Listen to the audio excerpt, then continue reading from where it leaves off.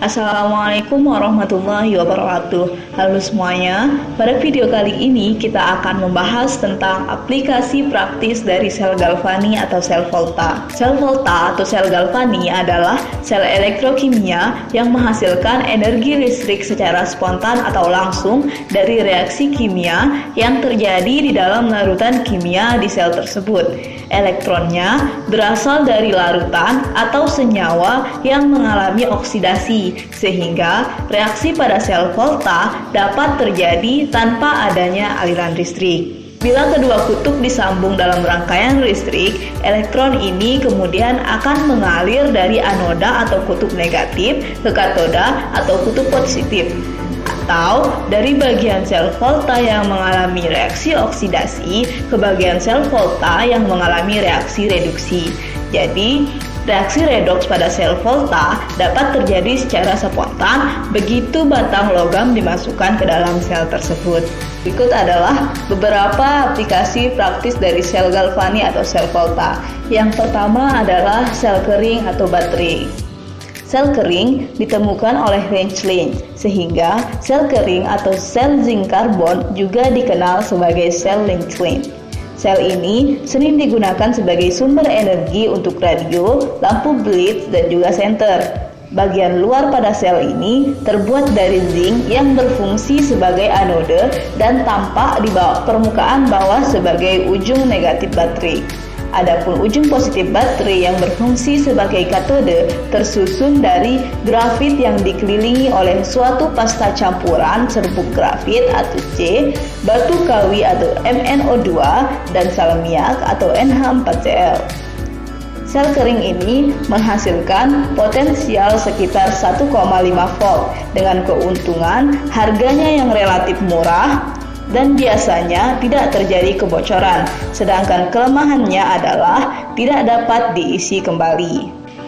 Selain itu, dikenal juga sel kering alkali atau baterai alkali, di mana sel ini juga menggunakan Zn dan MnO2 sebagai pereaksi, tetapi dalam kondisi basah. Adapun voltase yang dihasilkan sekitar 1,54 volt dengan keuntungan memiliki waktu hidup yang lebih lama dan dapat menghantarkan arus yang lebih tinggi dibandingkan sel zinc karbon yang lebih murah. Kedua yaitu sel nikat. Sel nikat termasuk baterai yang dapat diisi ulang atau rechargeable. Sel ini menghasilkan potensial sekitar 1,4 volt dan dapat digunakan untuk baterai alat elektronik. Di dalamnya mengandung anoda yang tersusun dari kadmium padat dan katoda yang tersusun dari nikel oksida hidroksida. Sedangkan elektrolit yang biasanya digunakan yaitu KOH dalam bentuk aqueous. Ketiga, baterai merkurium. Baterai merkurium merupakan baterai kecil pertama yang dikembangkan secara komersial pada awal tahun 1940-an. Di dalamnya mengandung anoda berupa logam zinc dan katoda berupa merkurat oksida. Sedangkan elektrolit yang digunakan adalah larutan potasium hidroksida pekat. Baterai merkurium dapat menghasilkan potensial sekitar 1,35 volt dengan keuntungan baterai ini yaitu potensial yang dihasilkan mendekati konstan. Keempat, baterai perak oksida. Baterai perak oksida menggunakan zinc sebagai anoda, perak oksida sebagai katode, dan basa sebagai elektrolit.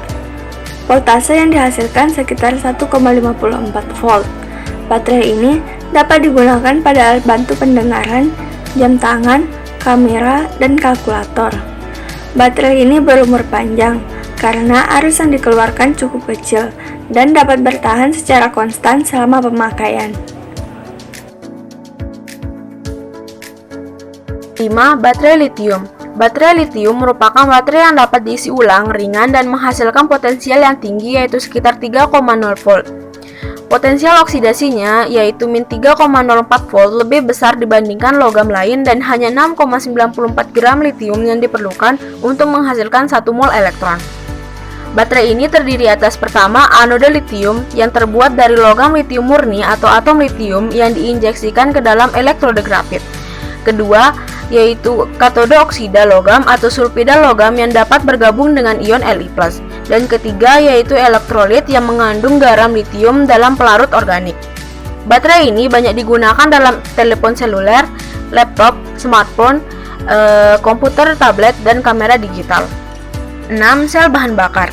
Sel bahan bakar merupakan gas hidrogen dan oksigen yang dipisahkan oleh elektroda berpori yang terbuat dari karbon dan nikel.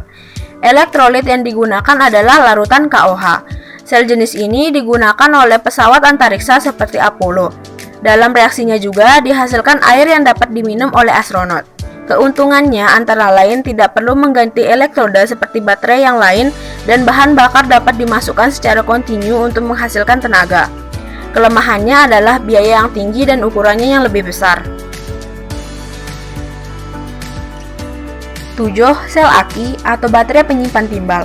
Sel aki merupakan sel galvani yang dihubungkan seri untuk menghasilkan suatu voltase yang lebih besar. Sel aki terdiri atas Pb sebagai anode, PbO2 sebagai katode, dan H2SO4 sebagai elektrolit. Sel ini termasuk sel sekunder karena zat-zat hasil reaksinya dapat diubah menjadi zat-zat semula. Suatu sel aki 6 volt terdiri dari 3 sel yang dihubungkan secara seri. Masing-masing dari sel aki tersebut menghasilkan sekitar 2 volt.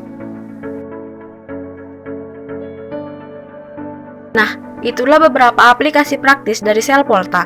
Semoga bermanfaat dan terima kasih telah menonton. Sekian, wassalamualaikum warahmatullahi wabarakatuh.